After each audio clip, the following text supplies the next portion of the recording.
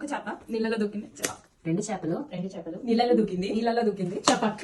మూడు చేపలు నీళ్ళలో దూకింది. నీళ్ళల్లో దూకింది. చపాక్. నాలుగు చేపలు నాలుగు చేపలు నీళ్ళలో దూకింది. నీళ్ళల్లో దూకింది. చపాక్. ఐదు చేపలు ఐదు చేపలు నీళ్ళలో దూకింది. ఆరు చేపలు రెండు చపాక్.